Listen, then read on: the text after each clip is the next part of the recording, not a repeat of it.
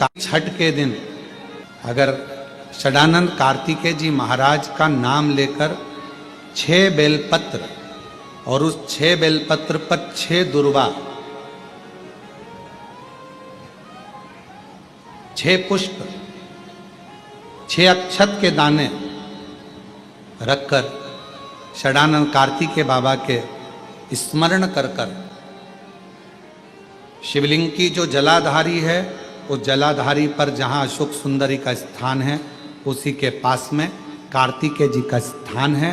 किसी भी छठ पर यदि आप बाबा को वो बेलपत्र, वो दुर्वा, वो पुष्प, वो अक्षत का दाना 6 समर्पित करते हैं, किसी भी छठ के दिन, षष्ठी के दिन स्कंद भगवान का नाम लेकर, स्कंदेश्वर बाबा का नाम लेकर, कार्तिकेय बाबा का नाम लेकर यदि समर्पित करते हैं तो जिंदगी में कितना भी कर्जा हो वो कर्जा 3 महीने के अंदर समाप्त होता ही है। कितना कभी ऐसा होता है कि मन ऐसा कर जाता है कि मैं इस दुकान को खोलूंगा और ये दुकान चलेगी कि नहीं चलेगी, मैं इस फैक्ट्री को करूंगा, फैक्ट्री चलेगी कि नहीं चलेगी, मैं गाड़ी ले रहा हूं व्यापार के लिए, गाड़ी चलेगी कि नहीं चलेगी, मैं इस काम को कर रहा हूं, ये वाली प्रॉपर्टी ले रहा हूं, इस पे मल्टी बनाऊंगा, बिकेगी नहीं बिकेगी, कॉलोनी काटूंगा, इस कॉलोनी में लाभ मिलेगा नहीं मिलेगा। 2 मन होते हैं तो उसके लिए एक ही चीज करना है, 6 मुख वाले भगवान श्री षडानंद कार्तिकेय जी के पास जाकर खड़े होना। देखिए मन को केंद्रित करना। 2 मन हो रहे हैं ना, तो 6 मुख वाले भगवान श्री षडानंद कार्तिकेय जी, जो शंकर जी के मंदिर में पार्वती जी रहती हैं, गणेश जी रहते हैं और कार्तिकेय जी की मूर्ति होती है। बोलो देखिए ना, दर्शन तो करें ना सबने। तो कार्तिकेय जी के सामने जाकर खड़े हो जाओ और कार्तिकेय बाबा के सम्मुख में 4 पुष्प, श्वेत सफेद कलर के 4 फूल, कोई से भी, कोई भी, 4 चावल के दाने, षडानंद कार्तिकेय जी के सामने शिव जी के मंत्र का उच्चारण करते हुए, चाहे पंचाक्षर हो नमः शिवाय, षडाक्षर हो ओम नमः शिवाय या श्री शिवाय नमस्तुभ्यम बोलकर वो 4 चावल के दाने, 4 श्वेत पुष्प कार्तिकेय बाबा के सामने समर्पित करो। और फिर तुम चाहे नई दुकान खोलो, फैक्ट्री बनाओ, प्रॉपर्टी खरीदो, तुम्हारा मन जो बार बार विचलित हो रहा था, कैसा भी मन हो, उस कार्य में तुम्हें सफलता मिलेगी जरूर, वो कार्य अटकेगा। कोई जमीन भी लिए, प्रॉपर्टी लिए, उस प्रॉपर्टी पे बिल्डिंग बनाना है, कॉलोनी काटना है, बिकेगी नहीं बिकेगी, काम होगा कि नहीं होगा, मैं ये गाड़ी खरीदूंगा, चलेगी नहीं चलेगी, मैंने ये नया काम लिया है, चलेगा नहीं चलेगा। मतलब 2 मन जहां चल रहे हैं, जहां तुम्हारे 2 मन हो रहे हैं, उस मन को एक जगह पर षडानंद कार्तिकेय जी के पास ले जाकर छोड़ दी। षडानंद कार्तिकेय जी उसको संभाल, उस मन को षडानंद कार्तिकेय जी के पास में ले जाकर छोड़ो, फिर कार्तिकेय बाबा उसको संभाल। 6 मुख वाले। महापुराण की कथा कहती है, अगर मन में कोई संशय उत्पन्न हो गया, मन में कोई बड़ी भारी संकट उत्पन्न हो गया, कोई ऐसी बात तुम्हारे मन में आकर खड़ी हो गई है जिस बात का कोई निर्णय नहीं निकल रहा, तो बेलपत्र को हाथ की हथेली में रखकर अपने हृदय से उसको लगाकर मन से बाबा को अपने मन की बात कहकर जब वो बेलपत्र हम शिव जी को समर्पित करते हैं, मान लो हम कुछ नहीं कह पाए बाबा भोलेनाथ जी को, हम अपने दिल की बात शंकर भगवान को कुछ नहीं बता पाए और कुछ रह भी गया, तो हमारे मन की बात भगवान देवाधिदेव महादेव स्वीकार कर लेते हैं एक बेलपत्र के माध्यम से। जो हम चाहते हैं शिव उसको स्वीकार कर कर हमारी झोली खुशियों से भरना प्रारंभ कर। एक बेलपत्र हमारी पूरी बात को शिव जी तक कह देते हैं। पत्ता होता है जिसमें ब्रह्मा विष्णु महेश तीनों होते हैं, 64 योगनियां देवियां भी इसमें विराजमान हैं और 33 कोटि देवी देवता भी इसमें विराजमान हैं। एक बेलपत्र, कभी मौका लगे आपके जीवन में, अभी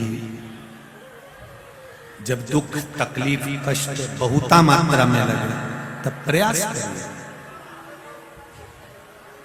कि एक बेलपत्र का पत्ता अपने हृदय का भाव लेकर जब शिव मंदिर में जाओ, शंकर भगवान को जब भी समर्पित करो, तो पहले अगर कोई बहुत विषम स्थिति में फंसे हुए हो, बहुत कष्टमय परिस्थितियों में फंसे हुए हो, और निकलने के लिए एक बेलपत्री का पत्ता अशोक सुंदरी वाली जगह पर चढ़ाकर, जल चढ़ाकर उसी को शिव जी पर चढ़ाया जाता है और शंकर भगवान पर वो जल समर्पित कराया जाता है।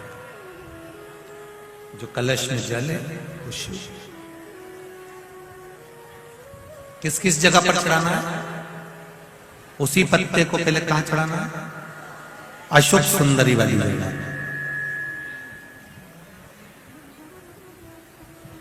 थोड़ा सा जल वहां चढ़ा दिया, पत्ते को उठाया, फिर शिवलिंग पे समर्पित कर दिया। बचा हुआ जो कलश में जल है वो भगवान शंकर को समर्पित कर, शिव को समर्पित कर।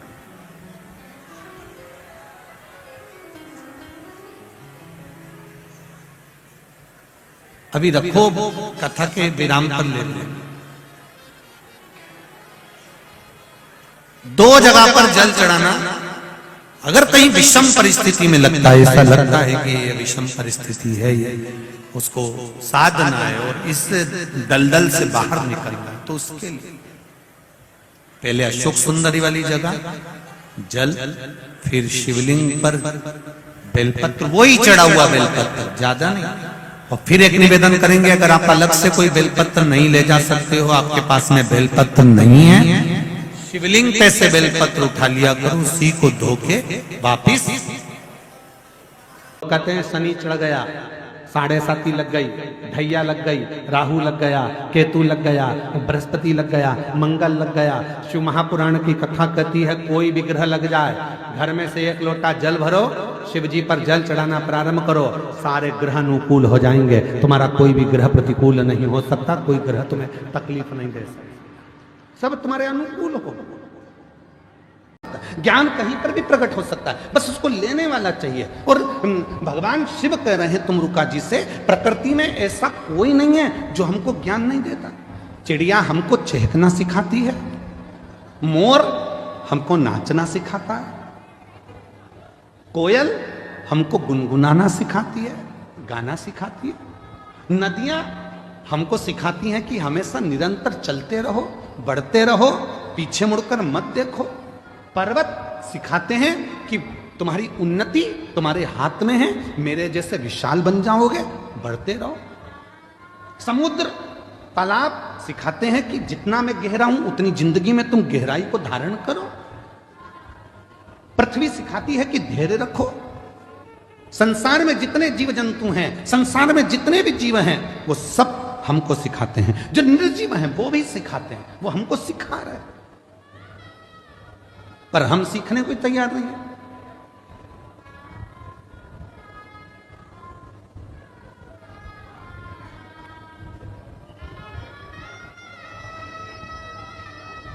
सास कहती है, ये कल की आई हुई बहू की सुनूंगी मैं। मुंह के शब्द रहते हैं कि कल की आई बहू की सुन के चलूंगी, उसकी सुनूंगी। बहू कहती है, मैंने अपने बाप की नहीं सुनी तो तुम्हारी सुनूंगी।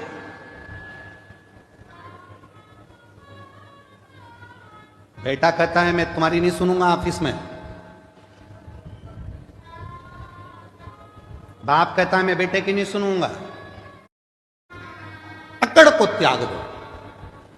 शंकर भगवान ने पार्वती को अपना बनाने से पहले कामदेव को जलाकर भस्म कर दिया, क्योंकि जहां काम होता है वह अहम भी आता है।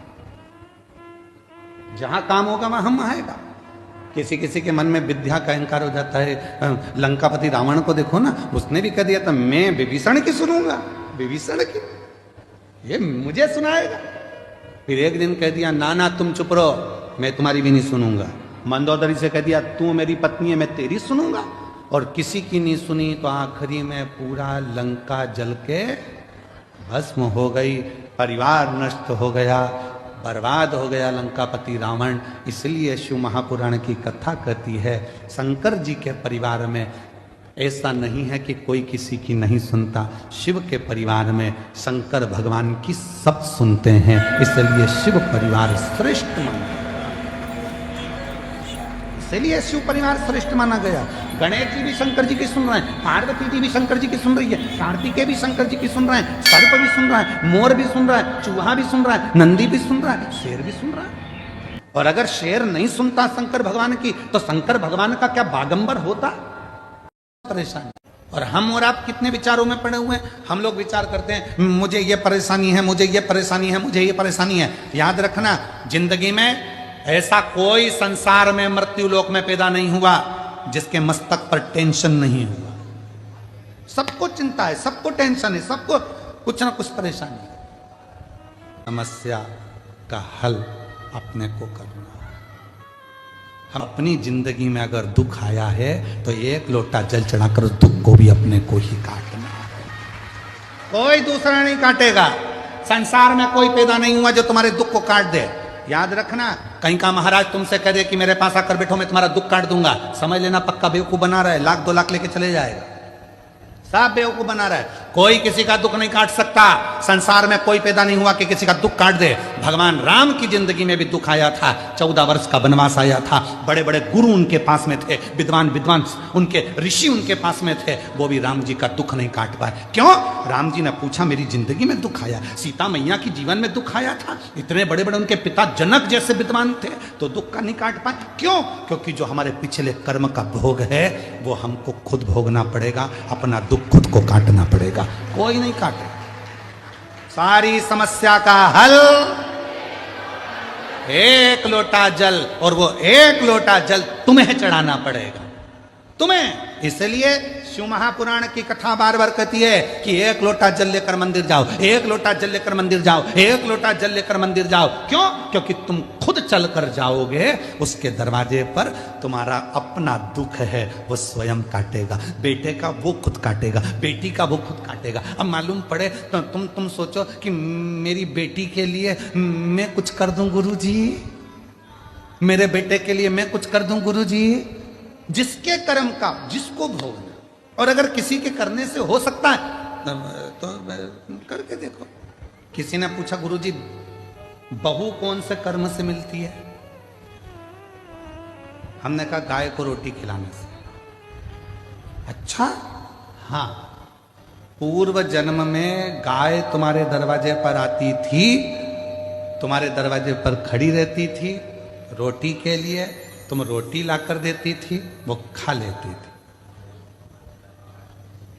दूसरी बार फिर आती थी, तुम रोटी नहीं देती थी, घर के लोग कहते थे अभी तो दी थी, अभी तो दी थी, और उसको डंडा उठाकर चिल्लाकर भगा देते। बस वो ही गाय तेरे घर बहू बन के आई। सुबह की चाय दे देती है बहुत अच्छे से, दिन की मांग के दे, मांग के। अरे मम्मी अब भी तो पी थी तुमने, सबकी चाय बनाऊंगी तो क्या तुम्हारी भी बनाऊंगी? ये तो अब भी सर्विस से आए, नौकरी से आए, इनकी बनाऊं कि तुम्हारी बनाऊं? बस अगर उस समय पर रोटी 2 बार भी दे देती तो 2 बार चाय भी मिल जाती। 2 बार पूर्व कर्म, पिछला हिसाब बना। पुरानी कथा बहुत पहले हम श्रवण कराए थे, आज फिर स्मरण में आ गई कि एक राजा के लड़के की शादी हुई, और राजा के लड़के की शादी हुई और घर में बहू आ गई। शयन कक्ष में बहू पहुंच गई सोने के लिए, बेटा सो रहा था, पत्नी ने उस राजा के लड़के की तलवार जो निकाली म्यान में से, म्यान इतनी सुंदर है, इतनी सुंदर म्यान, और म्यान में से जैसे उसने सोचा कि म्यान इतनी सुंदर है तो तलवार कितनी सुंदर होगी, जो तलवार निकाली और तलवार की चमक के कारण वो हाथ से छूट गई, और राजा का बेटा जिससे उसकी शादी हुई थी वो मर गया। तलवार छूटते ही उसी के ऊपर गिरी और उसका गला कट गया। वो मर गया। उस बहू ने विचार करा कि मुझे मृत्यु दंड मिलेगा, राजा का इकलौता लड़का है। उसने उस राजा के लड़के को खींचा, तुलसी के क्यारे के पीछे ले जाकर उसको पटका और कक्ष में चली गई। सवेरे सवेरे मंदिर में पंडित जी पूजन करने आए और वो चिल्ला चिल्ला कर आवाज लगाने लगी, हाय मेरे पति को मार दिया इस पंडित ने, ये पंडित ने मेरे पति को मार दिया। चिल्ला चिल्ला कर आवाज लगा। राजा के दूत आ गए, पंडित जी को पकड़ कर ले गए, अंतिम संस्कार किया बेटे का। अब दंड देने की बारी आई। राजा ने कहा कि अब इसको दंड सुनाना है, पर इस पंडित ने, इस ब्राह्मण ने मेरे घर के मंदिर की बहुत सेवा करी, इसने मेरे बेटे को क्यों मारा वो पता नहीं। पंडित जी हाथ जोड़कर बोले, महाराज मैंने आपके बेटे को नहीं मारा, मैं सत्य बोल रहा हूं, मेरी बात पर विश्वास तो करो। कोई नहीं सुना। आखिरी में राजा ने सोचा कि पंडित को मृत्यु दंड नहीं देंगे, जिस हाथ से पंडित ने मेरे बेटे को मारा है उसका हाथ काट दिया जाए। उसका हाथ काट दिया, एक हाथ का रह गया। अब पंडित जी ने मन में सोचा कि मैंने कौन सा पाप करा था ऐसा जो मेरा एक हाथ कट गया। गुरु के पास जाऊंगा, अपने गुरु जी से पूछूंगा कि मैंने पाप कौन सा करा। पंडित जी पहुंच गए अपने गुरु जी के पास में, और जो गए गुरु जी के पास में तो गुरु जी तो घर में नहीं थे, उनकी धर्म पत्नी थी। जैसे ही दरवाजा बजाया, गुरु जी गुरु जी गुरु जी, इतने में पत्नी दौड़ कर आई। कौन गुरु जी? ना जाने कहां कहां से आ जाते हैं चिल्लाने के लिए। मेरे गुरु जी यहीं रहते थे। हाँ, कहीं पर पड़ा होगा तेरा गुरु, चल निकल यहां से। पत्नी चिल्ला कर दौड़ी। पंडित जी चले गए। फिर इंतजार करें मेरे गुरु आएंगे, और गुरु जी आए। दरवाजा बजाया, पत्नी कहीं गई कि मैंने कौन सा पाप करा था जो मेरा हाथ कट गया। मैंने तो राजा के लड़के को मारा भी नहीं और मुझे ये दंड मिल गया। पर गुरुजी मैं इस सब बात में पूछूंगा, पहले मेरा एक प्रश्न है उसका उत्तर दीजिए। गुरुजी ने पूछा, कौन सा प्रश्न? गुरुजी मैं सुबह आया था, दरवाजा बजाया था, आपकी धर्म पत्नी ने मुझे खूब गाली सुनाई और आपको भी सुनाई। मेरा कर्म दंड बाद में बताना, पहले ये बताओ कि आपका पूर्व का कौन सा कर्म था जो ऐसी मिली है। ये मिली आपको, आप तो इतने विद्वान पंडित जी, इतने विद्वान गुरुजी, और आपकी पत्नी ऐसी मिली है। तब गुरुजी ने कहा, देख बेटा, ये मेरे पूर्व जन्म की बात है। पूर्व जन्म में ये गधी थी, मैं कौवा था। इस गधी की पीठ पर वजन ढोते ढोते ढोते ढोते घाव हो गया। घाव के कारण एक फोड़ा हो गया था। मैं कौवा उड़कर आता था, इसकी पीठ पर बैठकर इसके घाव को खरोदता था। घाव खरोदते खरोदते वो गधी इतनी परेशान हो गई कि मुझे, मेरे कारण बस वो भागकर हरिद्वार चली गई। मैं उसको ढूंढता ढूंढता कौवे की योनि में हरिद्वार पहुंच गया, और फिर वो गधी मिल गई। मैंने फिर उसकी पीठ को खरोदा, वो दौड़कर गंगा जी में कूद गई। मैं भी गंगा में कूद गया, मर गए। मरे तो मैं इसका पति बना और ये मेरी पत्नी बनी। उस समय पर मैं अपनी चोंच से इसको खरोदता था, अब ये अपनी चोंच से मुझे खरोद, अब ये अपनी चोंच से मुझे खरोद रही। गुरुजी, ये तो मैंने सुना, पर मेरा हाथ क्यों कटा? मैंने कौन सा कर्म करा? तो कहा, पूर्व समय में तुम एक संत थे, बैठे थे, तुमने नियम लिया था कि मैं सत्य बोलूंगा और सत्य के सिवा कुछ नहीं बोलूंगा। सत्य बोलने का नियम लेकर तुम बैठ गए, और उसी समय पर एक कसाई के हाथ से गाय छूट कर भागी। छूट कर भागी। तुम तप कर रहे थे, गाय तुम्हारे सामने से निकल गई। कसाई ने आकर तुमसे पूछा, तुमने मेरी गाय देखी है? तुम्हें सत्य बोलना था, सत्य बोलना था, तो तुम तप में लगे थे, तुम झूठ नहीं बोल सकते थे, इसलिए तुमने अपने हाथ का इशारा उस गाय की ओर कर दिया। कसाई गया, गाय पकड़ी, उसको मार दिया। जो कसाई था वो राजा का लड़का बना, जो गाय थी वो बहू बनी, और उस कसाई ने उस गाय को काटा था तो उस बहू के हाथ से तलवार छूटी और वो कसाई जो राजा का लड़का बना था उसको कटना पड़ा। और तूने हाथ का इशारा कर कर बताया था गाय का स्थान, इसलिए तेरा यह हाथ कटा है, इसलिए तेरा हाथ है। कोई पूर्व का कर्म हमारा ऐसा होता है जिसको हमें भोगना होता। कई लोग कह देते हैं हम मंदिर जाते हैं इसके बाद भी हमें दुख पीछा नहीं छोड़ता, हम भगवान का भजन करते हैं फिर भी दुख पीछा नहीं छोड़ता। हमारा पूर्व का हम जो कर कर आए हैं वो तो, हम जो वहां पर भोजन नहीं कर पाए तो पत्तल बांध कर लाए हैं वो तो खाना पड़ेगा। वो तो लाए हो ना बांध कर, तो उसको तो भोगना ही है।